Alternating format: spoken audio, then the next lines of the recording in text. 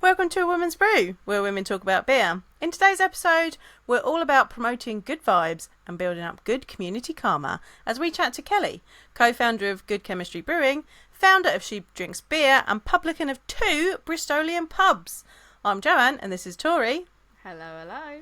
And we're 2 beer-loving women on a mission to get more people drinking and talking about great beer. Come join us.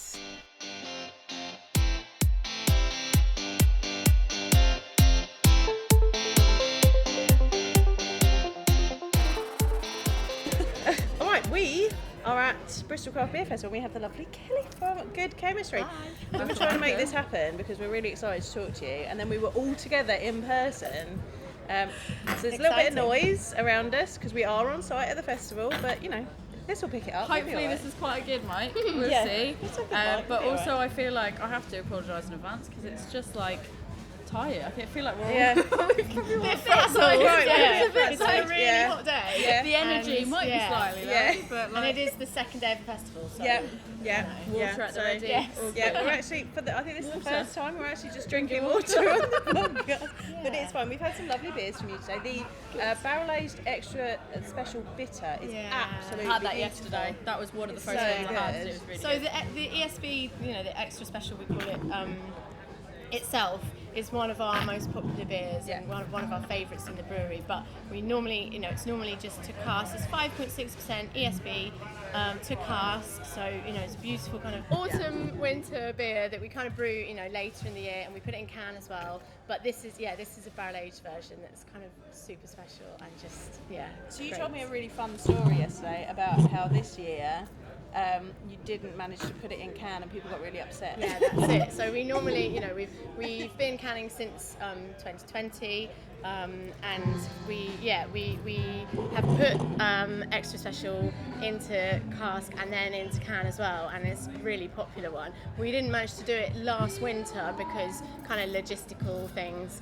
And first of all, everybody at the brewery. So there's 8 of us at the brewery. We're just in St Philip's, which is about like 2 miles that way, a mile and a half that way. Super close to where we are at the Craft Beer Festival today. Everyone at the brewery was like, "What do you mean we're not canning it? What's going on? Oh God, sorry guys, like it just doesn't really fit with the brew schedule and that kind of thing." And then we had people sending us messages on social media and people coming into the can shop to kind of buy Christmas cans and stuff and just being like, "What do you mean you haven't canned it?" So we will not make that mistake again. We'll go back into can when we brew it, which will probably be kind of autumn going into winter. Yeah. And then it's a beautiful beer on cask as well. So Amazing.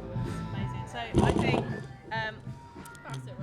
I think if you see that, you should definitely drink it because it's so beautiful. It's really lovely, like burnt caramel, like all those really good malty things that you like about a bitter, and an extra special bitter is in there. It's beautiful. I'm not allowed. I shouldn't be saying things like that nowadays because I work for a hops company, so I'm supposed to like all the hoppy beers. But we all know. So the other beer that we're pouring today at the Craft Beer Festival is kind of our flagship, most popular beer. So it's Kokomo Weekday. It's named after the Beach Boys song from the film Cocktail, and it's one we've been brewing since kind of 2017, beginning of 2017, and that one is kind of all about the hops. So that's Mosaic and Azaka, and it's it's this super fruity, tropical, pineapple, passion fruit, mango. All of that just comes from the beautiful hops though. So that's kind of the contrasting one that we've got today. Real summery one, great for this kind of weather.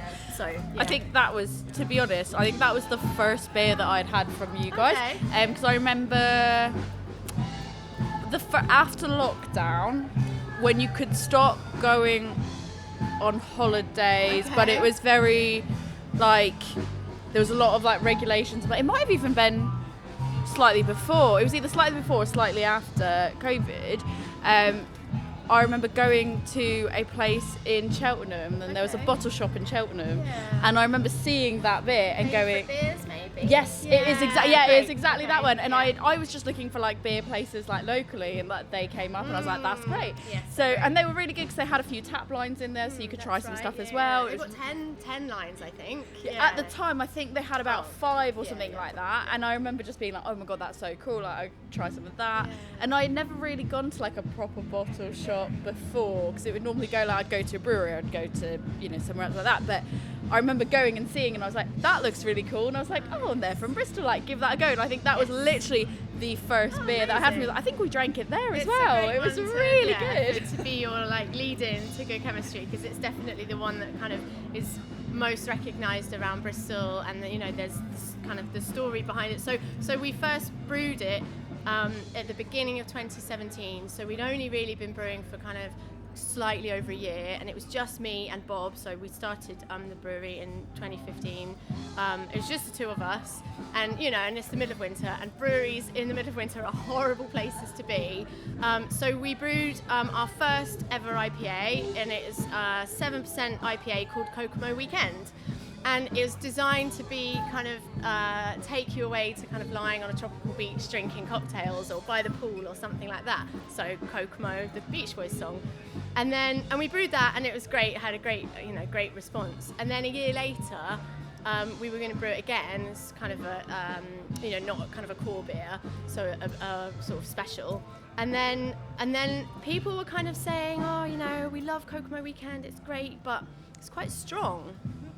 So we brewed Kokomo Weekday, which is 4.3%, and the session version, and so I mean, we've been brewing that consistently since then, and it's by far our most popular beer. We've had people here today at the Craft Beer Festival. You know, we're pouring these two beers, and we've had people coming up, and our pubs manager has been behind the bar with us today, and he's been saying, I've seen so many customers from the Good Measure, they drink Kokomo all the time, and they're coming up to the bar and they're asking for Kokomo, and I'm just like, what? You know what this beer is? Why? And it's just it's just amazing. Everybody loves it, and it was so sunny, it was so hot out there. It's just a very special bit. Thinking about it, I might have actually had Kokomo Weekend instead. That might have been my first one, was the Kokomo Weekend. Yeah. Because I feel like actually I remember it being higher ABV as well. Yeah. And so I've had the ESB, and I was going to go back and have the Kokomo Weekday as well. So I was like, I didn't know if we were going to have it while we were recording. I didn't know what. So I was like, I'm going to hold off.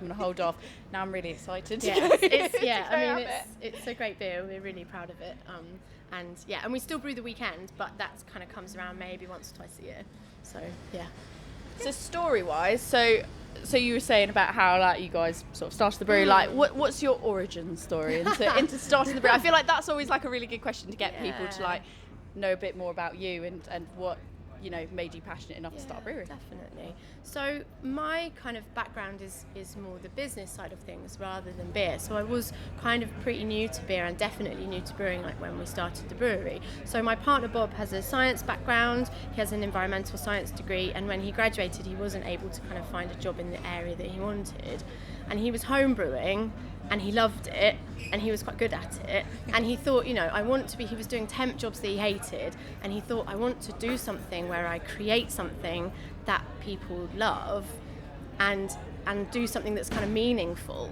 And I was running a small business making and selling elderflower drinks, which was kind of winding down, and so I always say we never really kind of had the conversation of, should we do this together then? And yet here we are, and it's nearly 8 years later. We're still together in business and in life, so you know, that's a great thing. But yeah, so I mean, the idea to start the brewery did come from him, but wanting to run a business is something that I have, you know, both my parents did that, and it's really my background. And so when we started, you know, we got a kit, 10-barrel kit, that he was able to run on his own, and so he was kind of doing that, and I was sort of more running the business. And we have, you know, obviously grown, and there's 8 of us, although I don't know when this is going out, but we are in the market for 2 new brewers as well, so if anybody is listening and interested, live in Bristol. Maybe by the time this goes out, we'll have filled those positions, and that'll be great. But yeah, so there's 8 of us at the brewery, and then we also have a couple of pubs as well. So we have the teams. I was going to say that was going to be my next question, because I've not been able to go because I feel like every time I've been down, I've always been here on like a time constraint, and it's been because the company that I work for has an office in Bristol, so normally it's like and I've got friends that live in Bristol, and it's usually either I'm here for a purpose or it's quite a fly-in visit, and I don't actually get an opportunity to go out and really visit the pubs. I'm normally here for like a very specific beer thing, a very specific friend thing, or a work thing, And that was you've been though. Yeah, I've been to the Good Measure. Yeah, I've been to. I have. I've been to. I came to the Good Measure for the No True Measure get together, which was amazing. Love that. Yeah, that was so good. We did a little bonus about that for our. If people want to see our bonus about that, it's on our coffee account. Page. Come and throw us a little bit of money to keep being able to do this, and you can watch that bonus where we talk about that great beer. The one you brewed. And and my homebrew version, and the great time that we had with all the other. It was so lovely to have other women homebrewers chatting together. It was so great. But I'm not going to talk about it because you've got to go and get the bonus. We don't want to give too much away there. But you've got the opportunity to go there. And I've been to the King's Head twice now. Went with my dad a few months ago. When I was just going to come and have a trip in Bristol on my own. And my dad was like, well, I've got that day off, I can come up, and took him around all the beer stuff, so we enjoyed that. It's a proper pub. It's beautiful inside, you can get some really good cask of beer on it. So the King's Head, how did that come about? How was that, setting that up? So we've had the Good Measure since the end of 2018. I love the name. Thank you. The name's amazing. Thank you. So obviously we ran that for kind of just over a year, and then we got shut down for COVID, but that's then, carried on running and is great, and it's kind of much more of a community pub because it's up in North Bristol, and not in the centre. But we're always kind of keeping our eyes out for other venues, and the King's Head is a particularly kind of important pub to Bristol. It dates from around the middle of the 1600s. The back bar is possibly the oldest in the country, possibly the second oldest. And it's been, it's been a pub in Bristol forever. But until it closed at the beginning of COVID, and before that it was a pubco pub for a long time, and it just wasn't really a very good pub. So people knew about it, and lots of people drank in it and stuff, but we've had so many people who, when we took it over, we said, the King's Head, the one with the tram car and that kind of thing, who've just sort of said, where's that pub, what is it? Brewers, friends of ours who are into beer, people who've lived in Bristol for years, because it just wasn't being shown off to its full potential. And it came up, and Bob said, I want that pub. Was it just as I want that? Pretty much. And I said, kind of business head, more cautious. It's very small, it's incredibly small. It's lovely and cosy, but you get a lot of people in there and it's tight. So it's interesting because it has, the bar as you go in, it's very narrow, and then the seating area, for what it is an old tram car. So That's it's really cool. kind of, you are sitting in an old tram car, and it's got things like bell pushes, and it's got a cigar, an old gas cigar lighter, and it's got all of these beautiful features. But I just said, I don't think it's viable. I don't think it'll make any money. I'm really concerned about it. It's a city centre pub. The rents will be high, and he said, what happens if somebody else gets it and it's crap? Right. Yeah. Okay, then fine. That's it. Okay, so we'll put our kind of pitch in, and we'll say, why we think we are the right people to run this pub, which is because we love pubs. We think they're an incredibly important part of the historical, cultural, societal fabric of this country. We love cask beer. It's something we've brewed since we started. It's always been part of the plan at Good Chemistry. We brew a 3.8% bitter as a flagship beer, core beer. We've got the extra special. We brew those more traditional styles, but with a modern twist, because they're really important beers to brew. And so we kind of we said all of this to the owners of the pub. And they thought that we would be good to take it on, and so we are the new custodians of the King's Head, which we're just we're thrilled about. And we've given it a makeover, but we couldn't change a lot because it's listed, so there's so much in there. Was it a listed building? Yes. Because I was thinking if it's that old, there's going to be at least some element of listing, and that's got to be hard because you can't kind of go, or maybe if we shuffle this and put this there and try to do too much Yeah. renovation, that's got to be the difficult part. In the sense of you're like, at least in one hand though, you sort of knew what you were getting into because you knew Absolutely. that was probably going to be a listed What building. we could change, what we could do. But also you don't want to change the things that are listed. That's the point of it. That's why going you in wanted there, it, yeah. You know, it's because you go in and you just think, wow, bloody hell, this is amazing. And so, you know, so we've done a lot as well. We have had a few people who've come in who've gone, oh, it's exactly the same, and it's like, no, it's bloody not. We worked really hard on this. So, you know, we've painted the ceiling beautiful, kind of rich green colour, a bit like your t-shirt, which every time I go in, I'm just captivated by. We wallpapered, we changed the lights, we pulled up the carpet tiles, which were awful, and sanded and stained the floor. We put new carpet down in the tram car, so we've like it looks like it could have been there for years because it's proper old school pub carpet made in Bristol as well. Cool.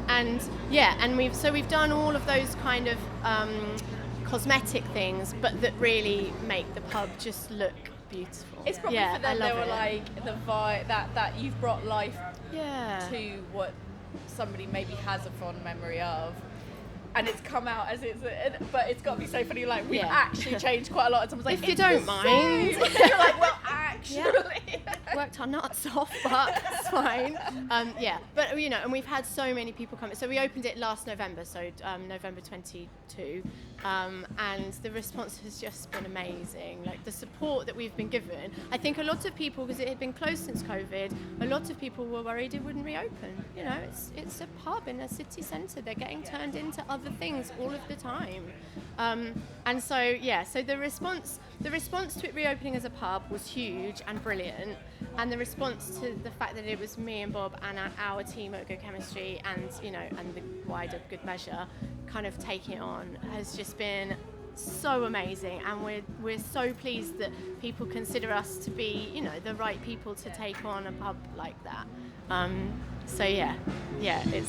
We're so pleased about it. So please, you know, if you are in Bristol, it's between Temple Meads and Bristol Bridge. It's in, you know, right kind of in the centre. So please come and visit us. So I need to check. Like I have, like I said, I haven't been able to go to either of the pubs. And are you open on Sunday? So I might have to go. So we've got a leave to go get the job, but I might have to go just like really quickly before we leave as like an early afternoon thing before we go get the job. And an IPA on cask with sparkler on Thursday. You've intrigued we me. were just like, and I walked in and I was like, oh, we're going to have it. And I was like, oh, I don't know what they got. And they were like, we are having a round of IPA on cask with sparkler. I feel like now I'm Bob about the sparkler though, actually. I know, that's why we were like, ooh, sparkler. I find it quite interesting though. So like the process of what you had to go through to get, like you said, you had to kind of put together the proposal. Was it to the council, or was it to whoever had owned the pub to go like, actually this is what we want to do? That like, how did that? Because I don't know anything about what it goes into opening a pub, and I just found what you said really, really interesting there. Like, what kind of was that process like? So the pub was sold by the Pubco the year before we took it on, and they had done a lot of work to it. So they're the new landlords, you know, the owners of the building, and they advertised for tenants. So we just kind of emailed them and said, you know, we'd be interested in coming in and having a look. And we look at a lot of pubs, you know, we look at a lot of venues around the city, and, you know, a lot of them aren't sort of suitable for us or whatever, but it's always interesting to kind of go and have a look. And we went to have a look, and as I say, we walked out and Bob said, yes, we're having that. It was that's ours. Yes. And so and we knew that a lot of other people had been to look at it, and once we took it over, we heard from a lot of other kind of, or a few other local publicans who all said, oh, we went to have a look, you know, it's really great that you've got it, we went to have a look at it, but we didn't think it was suitable or whatever. But we could have just emailed them and said, yes, we'd be interested in taking it on, but we wanted to fight for it, you know, we wanted them to choose us. And so to put together something that said why we thought we should be the people to take it on was, well, you know, it's fairly straightforward, because it's what, you know, it's how we live the brewery and the business, you know, all the time. And then we had to submit to the council for the works that we wanted to do. and wait for approval for that stuff. So it's quite a long process. But they were generally amenable to all the stuff that we did, which was great. We worked with a local interior designer as well, and she helped us kind of, pick out the best of the features that we should focus on. And then we have a local sign writer as well who did the beautiful signs out of the front and the back. It's just so like it's just pub. When you think of a British pub, the sign writing, the interior, the vibe, like it's a pub. What I really like is like when you have it, because I've had this in like Sheffield as well. It's like you go to Sheffield and they've got pubs that are like craft beer pubs, and it's like you don't, like, from the outside you wouldn't necessarily know, and then you walk in and then you just go, it's all the things that you love about a pub, but there's things that are more for like my personal preference of taste, and that, like, it's like you get all of it in one, and it's just like the best surprise of like when you don't know and you just walk in. And I can only imagine, like, if people didn't know about the pub, didn't know it was by you guys, and sort of like went, oh, I'll just go here for a bit, and then found out like all the beers you've got in there, it's got to be just like the best surprise ever. We hope so. Yes, thank you. But I think it's very clear about your passion in general, like, full stop, because I feel like just the fact that, Bob's standpoint was, but if we don't have it, then someone else could get it and be bad. And I feel like that just shows like the passion for the community in general. And I feel like, from all the times that I've been to Bristol visiting friends and going to the breweries in Bristol, there is such a scene in Bristol, and there's such a passion in Bristol that you don't necessarily get. Not that you don't get them, but that community, I feel like, is so unique in Bristol. That is just like so, I don't know, it's something that you just want to root for. Yeah, I mean, I don't have a lot of experience in beer in other cities or the beer communities in other cities, but yeah, I mean, Bristol definitely has a pretty kind of tight-knit community of breweries. So the pub, the King's Head, is just behind the Left-Handed Giant Brew pub, and all of the guys that work in there come into the King's Head like all the time after work. So they've been in this incredible old building, but with the modern brewery and stuff, and pouring these modern hop-forward Left-Handed Giant beers. And then they finish there and they come and have a nice pint of cask ours. So that contrast is amazing. But yeah, I mean, there is a good community. We run the East Bristol Brewery Trail, which we started in 2016, and we've run twice a year, every year, apart from COVID, since then. And that started off with 5 breweries. Then I think we went up to 8, and now we're back down to kind of less than that. And we all work together. And we, when we started in 2016 running that event, Moore were the only brewery that had a permanent taproom in the city. And so for the other breweries, which was us, Arbor, Dawkins and Left-Handed Giant, to open up our breweries and welcome people in for a drink was quite unusual. Yeah. It wasn't something you could do every weekend. Yeah. And now you can do that every weekend, but people still come out for the brewery trail. And it isn't a beer event, it's a community event. It's for family and friends, and you get kids and dogs and bikes, and people just wander around all of the breweries in East Bristol where we're based. And that's, I think that's a great example of the community in Bristol. I don't think I realised either that you guys ran that. I didn't realise that. I didn't know kind of. So I've got a friend that they work at a brewery that is part of that, and I didn't know kind of who did it. It was like Bob and I kind of started it and put the idea to the other breweries. Bearing in mind we'd only been brewing beer for about 4 or 5 months at this point, so it was a pretty ballsy move. But we knew the guys at Left-Handed Giant, and we approached them first, and they said, yeah, that sounds great. So we approached the other breweries, and yeah, I mean, so I mean, I don't really run it. All of the breweries do their own thing, which is what's so great. But we kind of come together and we do things like, the posters printing and that kind of thing. We do together, but it's then we just community. It is again a community thing, isn't it? Yeah, that is amazing. Speaking of Left-Handed Giant, though, like I was just in there. We had a working lunch on Friday there, because it's right around the corner. Yeah. I mean, if you're gonna have a working lunch somewhere, it's right around the corner. At the brew pub. At the brew pub, I didn't realise that you guys were right there. Sorry. I didn't. You missed out. I was going to say I didn't realise, or else I would have been like, that's someplace I've never been. Let's go. And I hadn't realised that. That brewery trail sounds like an episode. Waiting 100%. 100% for the next one. The August bank holiday. So we run it the first May bank holiday and the August bank holiday. So we got to look at that one, because that'll be really good. But it's so much fun. But I went and I had this working lunch at Left Handed Giant was working. We did work, and I went into the toilet, and there was a poster for She Drinks Beer, Right, and cool. so I was like, that's Speaking why of I was like, that's a community, perfect yeah. segue. Community, Community, and I happened to see it in Left Handed Giant, so Yeah. that was great. I thought we could talk a bit about that. Yeah, definitely want to talk about that. I'm really sad that I haven't managed to make it to one yet. Like I keep following about when they're happening, and I'm just too far away. Like I really wanted to come you've to got one to this plan week. proper, Yeah, and I isn't wanted it? to come to the one this week, and then I wasn't going to be here early enough. But it sounds like such a great thing. So please tell us a little bit more about that. That's held at the Good Measure usually. And again, feels like that Yeah. could be another episode Yeah, of making in the sense of we should just go. Talk about it. So, She Drinks Beer kind of came out of me running events for things like International Women's Day and the local camera ladies and things like that. We've never done an International Women's Day brew day because I'm not a brewer, and we haven't had a lady brewer at the right time to kind of be able to brew that, and it felt kind of disingenuous for us to say we're brewing an International Women's Collaboration Brew Day beer because it would be brewed by a man. As much input as I would have into it, it would ultimately be brewed and packaged by a man. So the things that I can do is run events. And so I'd kind of done it sporadically, and then had always wanted to do something that was a bit more kind of regular. And so we came out of lockdown, and in November 21, I started She Drinks Beer, which is just a regular evening at our pub for women who enjoy beer. So there's nothing more to it really. It's just about getting women to come to the pub and drink beer. But also, you don't even have to come and drink beer.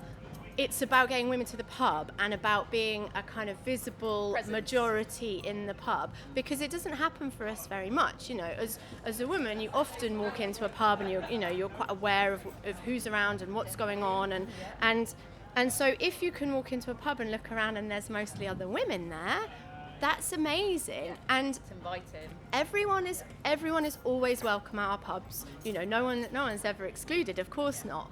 But we have had very busy She Drinks Beers where there'll be lots of different groups of women kind of talking to each other, and you don't have to come to engage either. You can come with a group of friends and it can just be your night, but you're part of, you know, the wider thing. You can come on your own and sit in the corner and read a book, like just do whatever you like really.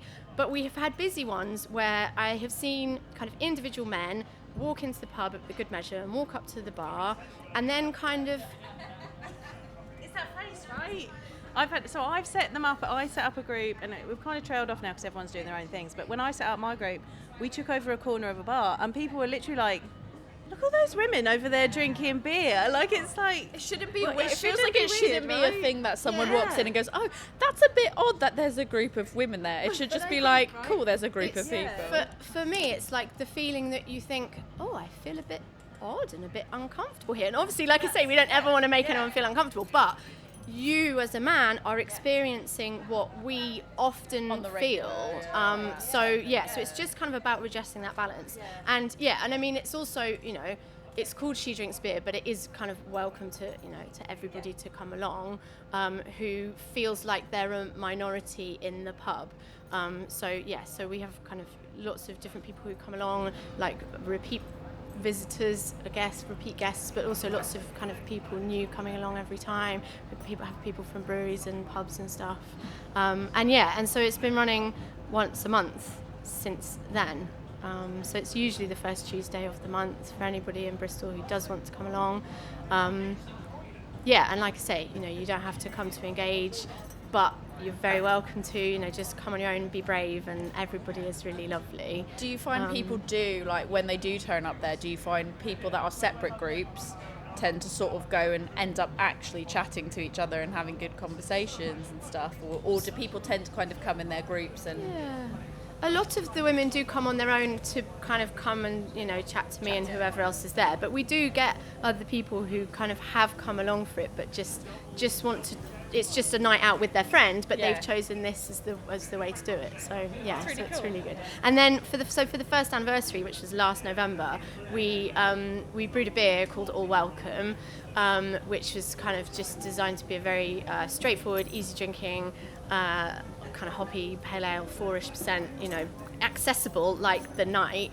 And we invited women predominantly from kind of the hospitality community, but it was much wider than that as well. We invited women to come down and kind of be involved in the brew day. So we had around 50 women kind of turn up to the brewery and kind of get involved with the brew day. And then obviously a lot of them were from women-led venues across the city. So then we sent the beer out and kind of launched it at those venues as well. And then launched it at the Good Measure the following. So we brewed it on I can't remember if we brewed it or we released it, but we brewed it on a She Drinks Beer Day, and then we released it a month later on the next She Drinks Beer. So we're going to do that again, actually, this year. So it'll probably be October, I think. So again, if you guys want to come, or if anybody else wants to come along to brew, all welcome. So that's yeah. come to Bristol and I've got like a very specific reason. Like, that sounds like a specific reason. There you go. Yeah, and it was just so great because there are a lot of women who are working in pubs and bars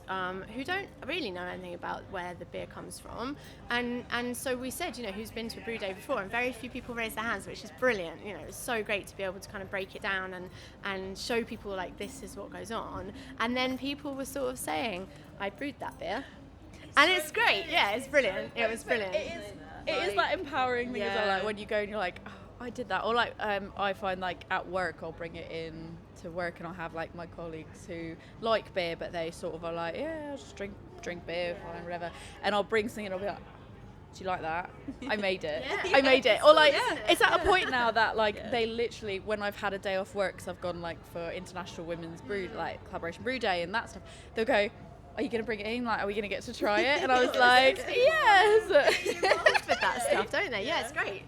Yeah. The first time you see something that's yours is like almost like stress because you're like, I hope people like it. I hope people like. I hope people like it. Yeah. But then there's also the level of like excitement that you're like, that's fine. My name's on that. That's really cool. Kind of, that's where starting Good Chemistry kind of came from in the first place. We wanted people to be excited about something that we had created. So so it's great. All right, so I'm keeping an eye on the time because I know because we've got to work. Because we've got to work. So we're going to keep this one nice and short. So I think we've covered everything that we want to talk to you about as well.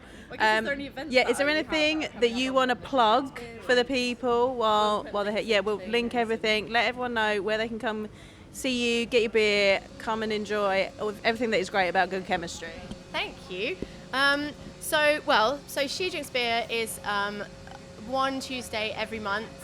Usually the first Tuesday, but I think in August it might be the second. But the dates are on our website there, so there's a dedicated She Drinks Beer page. We'll list it's usually held at the Good Measure, which is our North Bristol pub. But we did actually also recently do one in conjunction with the Women on Tap Festival. So we held a separate, different She Drinks Beer for Women on Tap Festival at the end of May at the King's Head. So we're now kind of toying with the idea of maybe running She Drinks Beer every 2 months at the Good Measure and every 2 months at the King's Head. But so watch this space. That's not confirmed yet. We'll have to see. But yeah, so that's then. We have monthly tap takeover and meet the brewer events at the Good Measure. So last month we were with Attic. In June we've got Squawk coming down from Manchester, and then at the end of July we've got the Colonel lined up. For a reprisal of the one they did in 2019. So that'll be great. So that's at the Good Measure. The King's Head just does its thing. That's always open. We don't have a tap room this year. So our brewery tap room is closed for this summer because we don't really have the capacity to kind of open the space. But we will be open for the East Bristol Brewery Trail at the end of August. And then our beer is really quite Bristol focused. We're trying to kind of get it out more and more, but sort of limited in what we're able to kind of brew and put out. But cans are available on our web shop, and we can ship them nationwide. so they're kind of always available, and then we do send bits and pieces out, kind of draft as well. So yeah, you might get to try our cask if you're lucky. And I love the labels because I love all the different. They all have the same, basically like the dot design, but the colour is all slightly different. I love it, and it's just so aesthetically pleasing. Like when you have a bunch of the different colours together, and it forms a nice little like rainbow of colours. That's it's it. lovely. So it was about kind of the circles that you'll see on our cask pump clips and on our can labels. They kind of I haven't got an example apart from on the back of my t-shirt, but we can probably post it in somewhere. Okay, so they're circles that show the hoppiness, maltiness, bitterness, sweetness, and on our cask pump clips the body as well of the beer. So so we kind of work out what the beer is going to taste like. And that gives you a visual representation of what the beer is going to taste like, so you can make the decision as to whether you think it's going to be something that you are going to like. So it's such about a good visual representation that you don't have to do a lot of reading. You can look at it and you can go, yeah, that's for me, or actually maybe it's not to my personal taste. That's it. It links back to one of our core values of ours are openness, accessibility, and inclusiveness, and that goes to that. The kind of being quite visible and vocal about women in beer is part of that. All of our beers are always suitable for vegans, so that's kind of part of that as well. And it just kind of all kind of ties together a little bit, I guess. So yeah.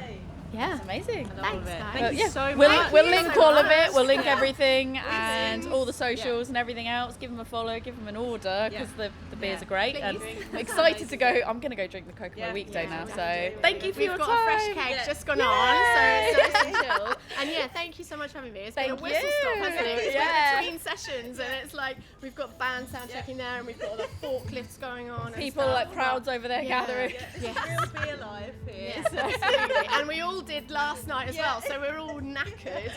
But yeah, it's been amazing. Thank you so much. Right, so you might notice that we are not on site now. We did the intro and the outro after the fact because it was a little bit noisy. We had to get a move in as well. Yeah, so we were working. Like I was working, Kelly was working. There was stuff drinking. happening around us. Tori was having a good time. I was drinking. We were at Bristol Craft Beer Festival. It was, that's the first time I've done Bristol Craft Beer Festival. That's the first and it was time. Great. Yeah, no, I've not been because it's the one that I go to. I mean, it is the other side of the country to me. It is, yeah. Yeah, so I would have had to have made an effort to get to it previously, and I have not been able to make that effort. But I was there for work, and it was great, and I had a great time. Got to talk Bristol. to lovely people. Loved the Good Chem beers. Also went to the King's Head while I was there. So to follow Good up stuff. on, did I go the next day to the pub? I did not because they didn't open till 12 and I had to pick my dog up. She had to go and get Phelan. Yeah, so I had to go get my baby girl. Yeah. She was too busy harassing my sister-in-law's cats. Next time you're in Bristol, the cat returned home. So yeah, I know the next time I'm in Bristol where I've got to go, and I am genuinely hoping I can go there for the beer trail, brewery trail in August. I can't do the brewery trail because I'll be in Germany. Yeah, I'm hoping I might be able to get a dog-friendly Airbnb and then we can go, but it might be quite expensive that time of year, so we will see. But I do ideally kind of want to do that. Yeah, that sounds fun. I'm sad I can't make it because I'm working. I'm a big Bristol. I love Bristol. Really enjoy Bristol. I feel like I have the same level of love for Bristol that I have for Sheffield. I think I might even love Bristol more. Oh, really? Because I feel like, I don't know. I think maybe it's just because I've been so many more times to Bristol and I've had many nights out in Bristol, and so I kind of feel like maybe it feels a little bit more homey. And I've got friends that live there specifically that I've gone to see over the years. So, and also people just think I'm from Bristol, not actual people from Bristol. People that are actually from Bristol, the West Country, are like, no. But anyone that's not is like, are you from Bristol? And I'm like, nope. But yeah, I'm a big Bristol fan, and like Good Chemistry beer is like so good. Like it is just I then ended up going and having the Kokomo weekday. It was really good. It was just it was my first bit as promised. I literally went and I got the Kokomo weekday. I had the extra special the first Yeah. That was one of my first ones on your recommendation, because Yeah. I showed up to It was good stuff. I showed up to the beer festival as you were taking photos, and you're welcome. I helped you. I helped you take the first photo. You were like, I can't quite get the angle. I was like, go over here, and then you were like, it's perfect. I was like, Yes. you're welcome. Yes. Earning my keep. Getting it in there. Right. That was one of my last bits of social media in for work before I hand over to the person whose actual job it is now. Well, you're welcome, everyone. Yeah. Thanks. And then you recommended I went and had the extra special, and I did have that, and that was the No, it's first great. one that I went and I seeked that one out. So Big thank you to Kelly for coming on, because we love it. We'll have to have him back on again. yeah, Definitely. like massive thank you to Kelly, Yeah. because she gave up her time as she was Yeah. also trying to deal with exhaustion. That was a second day She had to- going yep, early she had to morning, make sure the late bar was ready night. to go, and she had to Make make sure sure the the helpers that staff were was coming ready. in. Yeah. It's Yeah. all that, their staff that was going to be there, she had to go and make sure she met them and gave Yeah. them everything they needed, and the fact that she was able to take some time out to talk to us, Yeah, it was was really brilliant. great. And Yeah. that, you're welcome, everyone, as well, for the fact that we gave you a really quick, punchy episode that you can listen through. So That never happens with us. You're welcome. this will be one Yeah. commute sized, Yeah. one drive to work sized episode. You're welcome. Tori, if people want to ask you for Bristol Rex, where can they get hold of you? Oh yeah, I can give Bristol Rex. A lot of them might be like dive bars that you probably maybe don't want. Ain't nothing wrong with a dive bar. But that is the majority, I feel like, of, besides breweries, that's the majority of where I end up in Bristol. But yeah, you can come to me for Bristolian Rex, but don't be confused, I'm not from there, so it's just, is what it is. from You Boston. can find me on Instagram, adventures_in_optimism, or you can reach out to both Joe and I on A Woman's Brew on Instagram, or A Woman's Brew podcast @gmail.com. The reason I've said is because I'll probably, due to Joe's signal and her constant bad travelling, signal, and it'll I'm probably be me that sees everywhere. it first. Although I don't know, lately I've been so busy, but it's a lucky dip. It'll be a Yeah. fun lucky dip. Sometimes you get. Sometimes you might get me. Sometimes you might be get both lucky. of us. You might get both. Yeah, sometimes you get both of us. Sometimes you get both of us on the Yeah. thread. It's great. Yeah. But yeah, Joe, where can people talk to you about the amazing photo that you took? I mean, it was on the work account and it's gone now because it was a story. And it's gone. And it's gone. But that's fine. There's going to be, I'm going to be putting more stuff up on my Instagram page at some point when I finally get some time in my life. I'm sure there'll be some lovely stuff from Bristol on there. So you can find that at my beer school, which is Love Beer Learning, and we're on Facebook, Instagram, Twitter, TikTok, and Pinterest. Mostly on Instagram. If you want the latest stuff, come to Instagram. You can also come to my website, which is lovebeerlearning.co.uk, or you can email me if you have some burning questions that you need answered a bit quicker. You can get hold of me at lovebeerlearning@gmail.com. Right, so we're gonna go now because we're gonna try and keep this short. So Yeah. I've only got water. I've only got water as well, but that's okay. So Keeping on that note, hydrated. On that note, cheers. cheers.